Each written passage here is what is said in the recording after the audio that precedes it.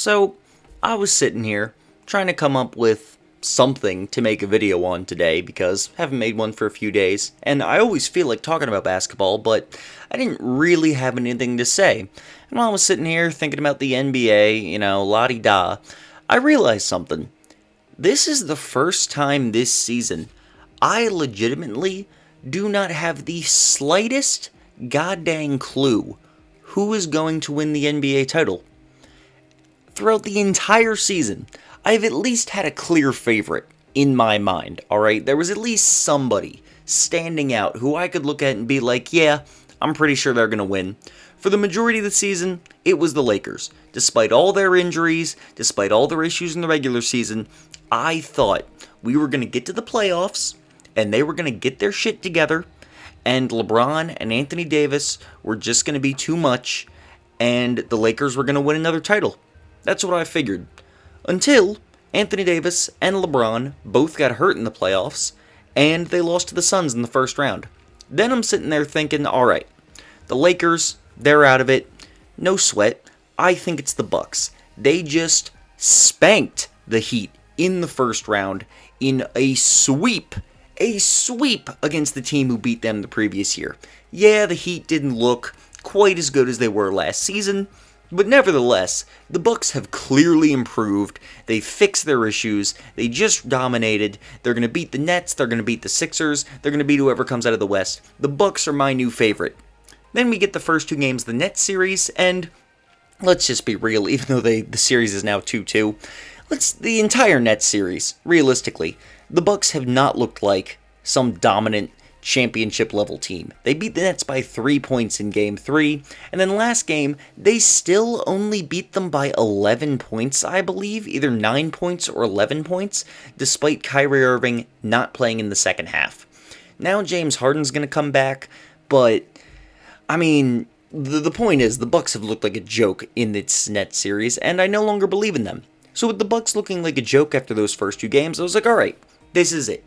It's gonna be the Sixers. It is the Sixers' year. The Bucks are a joke. Nobody in the West is good enough. The Nets are not healthy. It's the Sixers' time to win.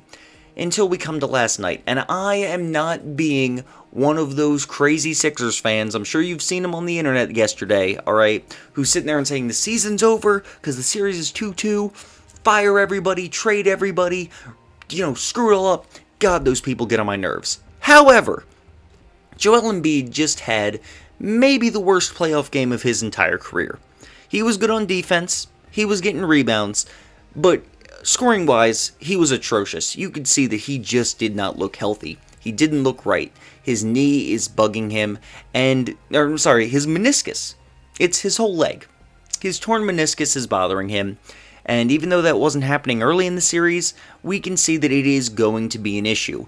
If Embiid can play like he has done for the first 3 games of the Hawks series, I still think the Sixers are the favorites. However, if Embiid struggles with injuries, which he very well might, I have no idea who's coming out of the East.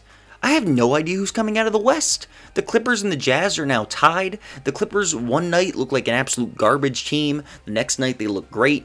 The Jazz were phenomenal all season, but we know they have their issues. Suns, same thing. They don't have a real superstar as good as Chris Paul has been. And not to mention, Chris Paul hasn't been fully healthy either.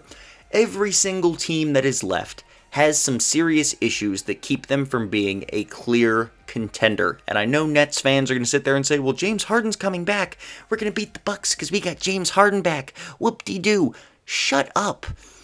James Harden has hurt his hamstring, 3 times this season?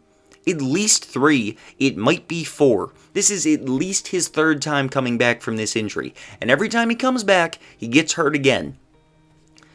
Do you seriously believe James Harden's going to stay healthy for the rest of these playoffs? I don't for 1 second.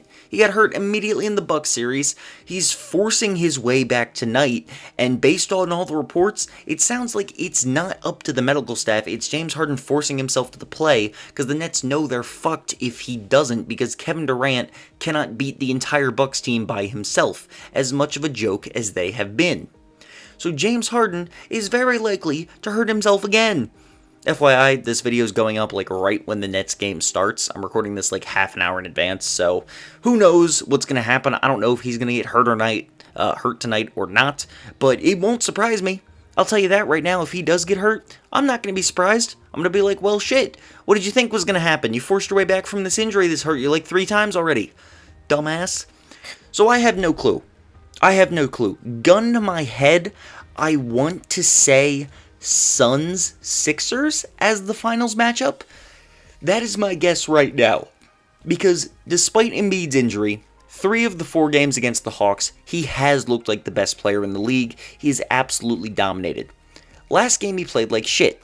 But 3 of the 4 games, he's dominated. And if he can continue to be good 75% of the remaining games in the playoffs, I think we can beat the Nets, missing Kyrie Irving and potentially missing James Harden.